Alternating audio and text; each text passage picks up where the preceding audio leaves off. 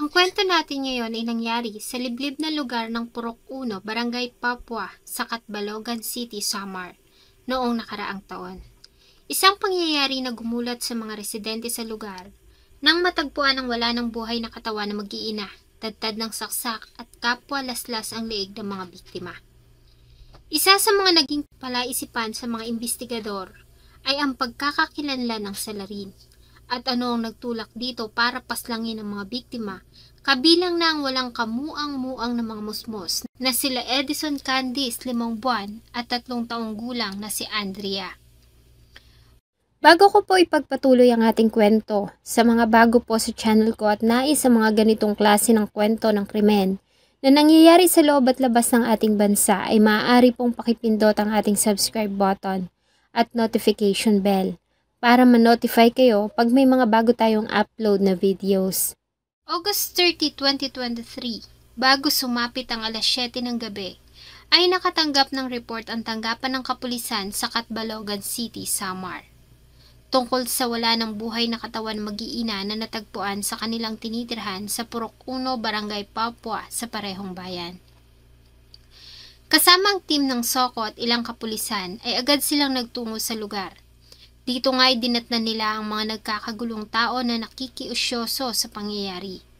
Sa crime scene ay dinatnan nila ang wala ng buhay na katawan na mag-iina, kapwa naliligo sa kanilang sariling dugo. Ang mga biktima ay kinilalang ang 26 years old na si Rhea Orio, ang anak nitong babae na si Andrea, 3 years old, at ang bunsong si Edison Candice na 5 buwan lamang. Si Rhea Orio ay pinanganak noong May 15, 1997. Ang kanilang pamilya ay napipilang sa mahihirap nating mga kababayan sa Catbalogan City, Samar. Ang pangunahing pinagkukunan nila ng ikinabubuhay ay ang pagbabantay sa taniman ng niyog at pamamasada ng ama ng pedicab. Ang kanyang kapatid na lalaki naman ay mangingisda. Dahil sa kahirapan ay hindi na nagawang makapag-aral ni Rhea at sa murang edad na 16 ay maaga itong naging ina. Siyang naging dahilan sa maaga nitong pag-aasawa. Kahit nga wala pa sa tamang edad para sa pag-aasawa, ay nagsama na sila ng kinakasama noon na si Andrea Casilbas. Ang kanilang pagmamahalan ay nagbunga ng 3 mga anak. Sa paglalarawan ni Andrea sa dating asawa ay mapait ito at maalaga. Sa loob ng 10 taon nilang pagsasama ay wala silang naging problemang mag-asawa, maliban na lamang sa labis na pagkasilosa nito, na siyang naging dahilan ng kanilang tuluyan ng pagkakalayo noong May 2022. 1 taon makalipas na isilang ni Rhea ang kanilang bunsong anak na babae. Ang panganay na anak nila ay naiwan kay Andrea at ang 2 naman ay sinama ni Rhea na umuwi sa kanila sa Barangay Papua, Catbalogan City, Samar. Mula na maghiwalay sila ay tuluyan ang naputol ang komunikasyon ng dalawa at nagdesisyon na lamang sila na magsimula ng kani-kanilang buhay. Nabalitaan na lamang ni Andrea na may kinakasama na si Rhea at buntis na ito makalipas lamang ang ilang buwan nilang paghihiwalay. Nang maghiwalay sila ni Andrea ay nakilala ni Rhea ang pangalawang asawa sa katauhan ni Edito Candice, isang pedicab driver sa kanilang lugar. Si Edito Candice ay pinanganak noong February 21, 1980. Una na itong nagkaroon ng asawa subalit namatay ito sanhi ng malubhang karamdaman. Si Edito Candice ay matagal nang kilala ng pamilya ni Rhea dahil sa nakakasama ito ng kanyang ama noon sa pamamasada ng pedicab at may mga pagkakataon na pumupunta ito sa kanilang bahay at nakikipag-inuman sa ama. Nang pumanaw ang kanyang ama noong 2021, ay si Edito Candice na ang pumalit na caretaker sa taniman ng niyog na dating binabantayan ng pamilya ni Rhea. Dito naman nito nakilala si Rhea Orio. Mabilis na nahulog ang loob ni Rhea kay Edito dahil sa pinakita nitong kabaitan lalo na sa kanyang 2 anak. Kaya naman dinagtagal ay nagdesisyon ng dalawa na magsama sa iisang bubong kasama ang 2 niyang anak.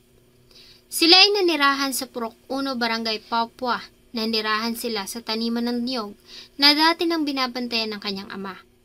Malayo ang lugar sa bayan at nasa kabundukan, malayo sa kanyang mga magulang. Malawak ang taniman ng niyog at wala ding kuryente sa lugar. June 2022 ay nabuntis si Rhea sa bunsong anak na isinilang niya noong March 2023 at pinangalan ng Edison Candice. Bagamat mahirap ang buhay sa bundok, ay nagawa namang po ni Edito ang pangangailangan ng pamilya. Maliban sa pangangalaga sa Newgan, ay namamasada ito ng pedicab sa kabayanan. Umaalis ito ng maaga pa sa kanilang bahay para bumaba sa bayan sakay ng mga pampasaherong habal-habal. Pagdating sa bayan ay namamasada ito ng pedicab maghapon at uuwi naman pagsapit ng alas 5 ng hapon. Sa unang salaysay ni Edito Candice noong August 30, 2023 ng umaga, ay maaga siyang nagising at bumaba sa bayan para mamasada. Iniwan niya ang kanyang mag-iina sa bahay. Pagsapit ng alas 5 ng hapon ay ginarahin na niya ang pedicab at bago umuwi sa kanilang bahay, ay bumili muna siya ng diaper, bigas, gas at tinapay na pasalubong sa mga bata. Ayon kay Edito, ay excited siya na umuwi dahil sa namimiss na niya ang kanyang mag-iina, lalo na nga ang kanyang bunso na si Edison. Subalit pagdating sa kanilang bahay, ay ganoon na lamang ang kanyang pagkagulat dahil sa dinatnan niya mag-iina sa kalunos-lunos na kalagayan. Una niyang nakita si Rhea, yakap-yakap pa nito ang bunsong anak. Sa di kalayuan naman ay ang 3 taong si Andrea. Lahat sila ay naliligo sa dugo, sanhi ng malalaking sugat na tinamo sa iba't ibang parte ng kanilang mga katawan. Ayon kay Edito, ay agad siyang nagtungo sa bahay ng kanilang kapitan para humingi ng tulong. Nang mga oras na iyon ay nasa kabayanan si Captain Sosimo Basal Jr. na siyang agad namang tumawag ng mga pulis. Pagdating ng mga pulis sa crime scene ay dinatnan na nila doon si Edito Candice. Sa kanyang pahayag sa mga pulis ay malakas umano ang kanyang paniniwala na ang gumawa nito sa kanyang mag-iina ay magnanakaw. Maliban kasi sa natagpo ang wala ng buhay ng mga biktima, ayon sa kanya ay magulo din ang loob ng bahay at napansin niya ang wallet ng asawa na nakakalat sa sahig at wala ng lamang pera. Ayon kay Edito, ay wala silang kaaway o nakasamaan ng loob na maaaring gumawa nito sa kanya, sa kanyang pamilya, maliban sa may mga ilang magnanakaw umano ang pumapasok sa binabantayan nilang property. Nabanggit din ni Edito Candice na maaaring ang pumatay sa kanyang biyanang lalaki na si Rodolfo Oreo alias Calvo ay siya ding responsible sa pagkamatay ng kanyang mag-iina. Noon kasing 2021, ay natagpuan ang naaagnas ng katawan ng ama ni Rhea sa parehong Newgan. Subalit ang kaso nito ay napawalang bahala na lamang dahil sa kawalan ng sapat na ebidensya at hindi nagawang asikasuhin ng pamilya. Gayunpaman ayon sa mga investigador, kung pagnanakaw lamang ang motibo ng mga suspect, bakit napaka-brutal naman ang paraan ng ginawang pagpaslang sa mag-iina? Bakas kasi sa sinapit ng mga ito na ang salarin ay may matinding galit. Sa resulta ng autopsy sa mga katawan, si Rhea Oreo ay nagtamo ng 9 na saksak sa iba't ibang bahagi ng kanyang katawan. Ang anak nitong si Edison na 5 buwan lamang ay nagtamo ng 4 na saksak at 14 naman sa 3 taong gulang na si Andrea. Ang 3 biktima ay kapwa nagtamo ng malalim na hiwa sa liig. Kaya naman kung susuriing mabuti, ang ginawang pagpatay sa mag-iina ay nagpapahiwatig na may labis na galit at pagkamuhi ang salarin sa mga biktima. At hindi lamang simpleng pagnanakaw ang motibo ng salarin. At dahil nga nasa kabundukan, isa pa sa nagpahirap sa mga investigador ay may kalayuan sa kanilang tinitirhan ang kapitbahay nila Rhea. Sa naging panayam nila sa ilang mga kalapit na bahay ng mga ito, ay wala silang napansing kakaiba maliban sa may narinig silang malakas na sigaw noong umaga ng August 30, 2023. Subalit saglit lang at nawala din. Nagawa namang makakuha ng mga patalim ang mga crime investigator sa loob ng bahay nila Rhea na pinadala nila sa crime laboratory para malaman kung may bakas ba ito ng DNA ng mga biktima. Ilang mga persons of interest din ang kinonsider ng mga pulis na maaaring may kinalaman sa pamamaslang. Una na rito ay ang dating kinakasama ni Rhea, subalit napatunayan nila na nang mangyari ang krimen ay wala ito sa Catbalogan dahil nasa Olongapo City ito kung saan ito nagtatrabaho bilang mechanics ng malalaking truck. Tinignan din nila ang sinabi ni Edito Candice na aligasyon tungkol sa isang lalaki na may special na sakit ang pumunta sa lugar. Ito ay ang pamangkin ng dating may-ari ng lupain. Subalit na pag-alaman nila na matagal na itong hindi pumupunta sa lugar at nananatili lamang ito sa loob ng kanilang bahay. Inimbestigahan din nila ang dating nagmamay-ari ng Newgan dahil sa may nabalita na nais nitong bawiin ang lupa sa bagong may-ari dahil marahil umano sa maganda ng lugar at namumunga na ang mga niyog. Sa huli ay natuon ang pansin ng mga investigador sa kinakasama ni Rhea na si Edito Candice. Kapansin-pansin kasi ang kakaiba nitong mga ikinikilos at maliban dito, nakarating din sa kanila na noong August 30, 2023, bago ito magtungo sa bahay ng kapitan para humingi ng tulong, ay dumaan ito sa isang kakilala. Doon ay una nitong sinabi na magtutungo ito sa bahay ng kanilang kapitan para humingi ng tulong dahil sa natagpuan niyang patay ang kanyang mag-iina.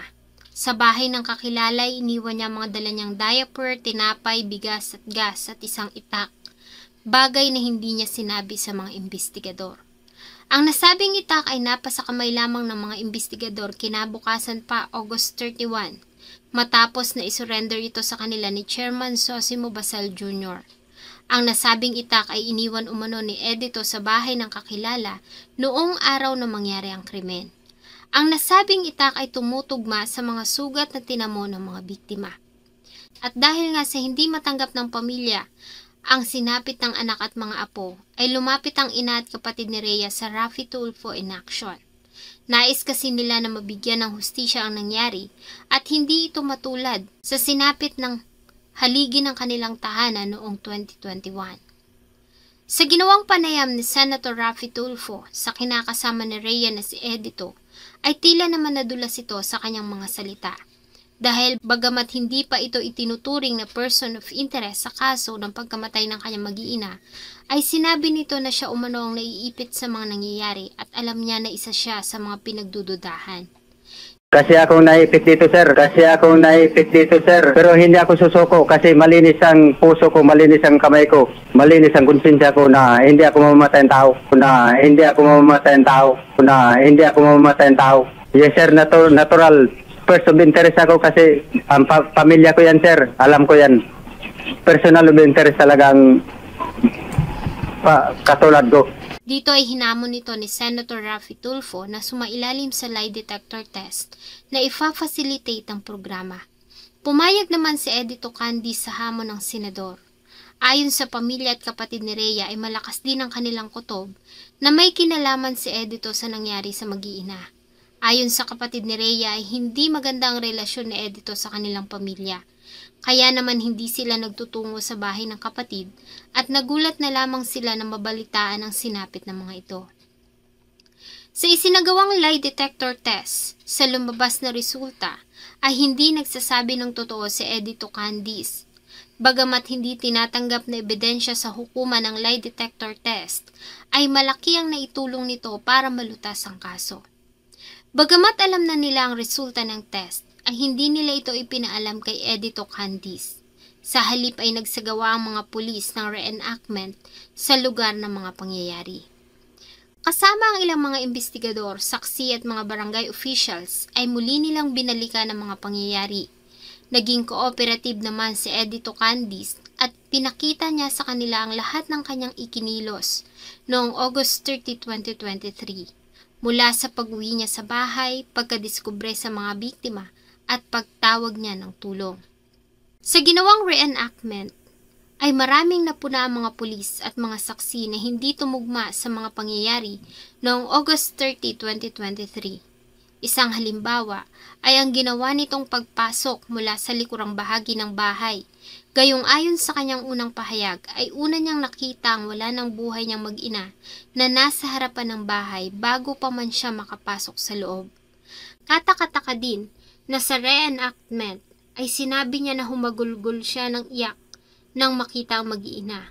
Gayong ayon sa mga nakasaksi ay wala itong pinakitang emosyon noong araw na matagpuan niya ang mag-iina.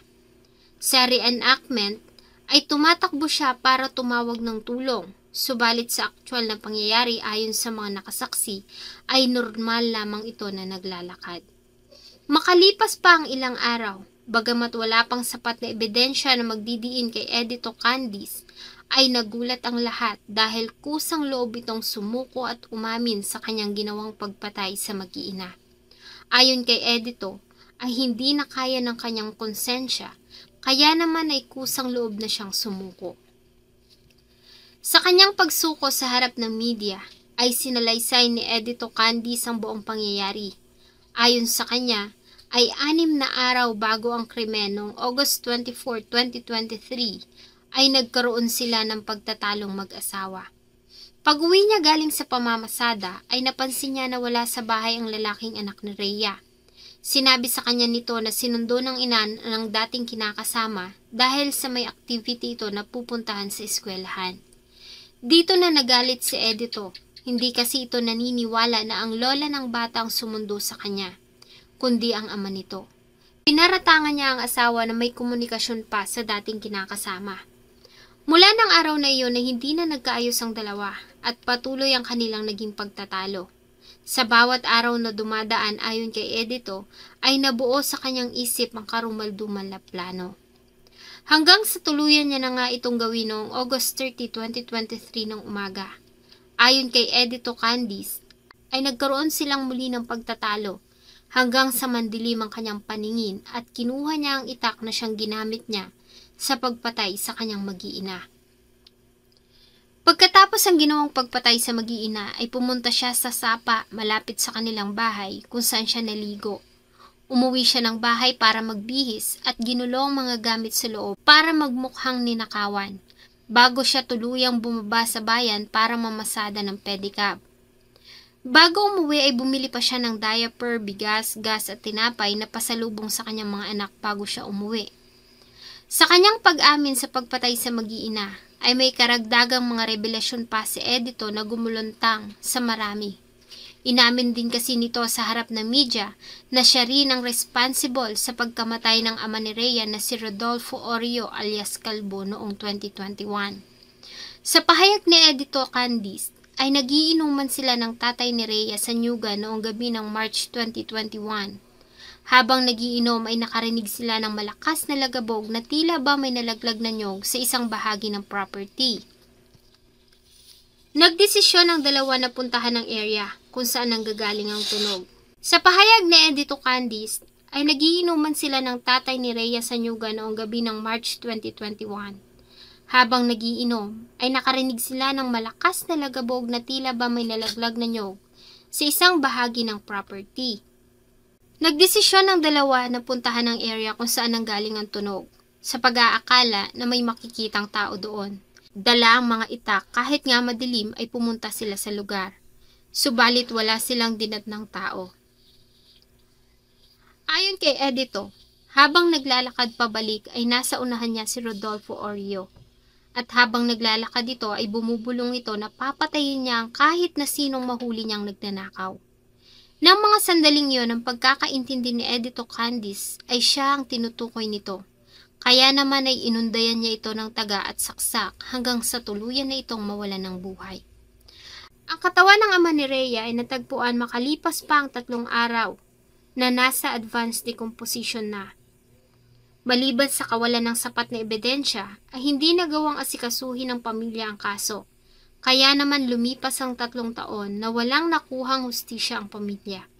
Lingid sa kanilang kaalaman na ang pumatay pala dito ay ang taong minahal ng anak nilang si Rhea Orio. Labis-labis naman ang paghihinagpis ng pamilya ni Rhea nang malaman nila ang katotohanan.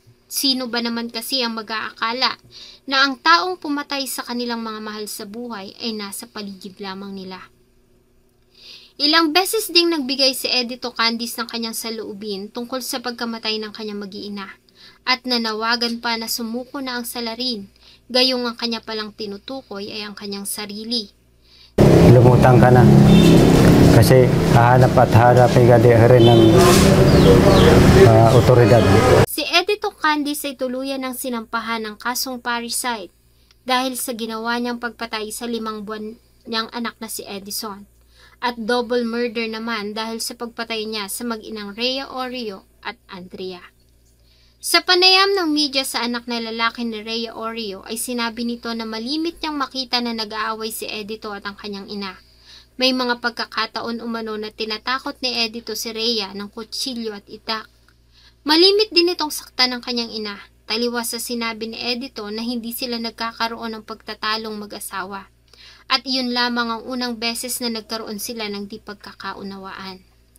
Sa huli ay sinabi ni Edito Candice na nagsisisi siya sa ginawa niyang pagpatay sa anak na si Edison at sa batang si Andrea.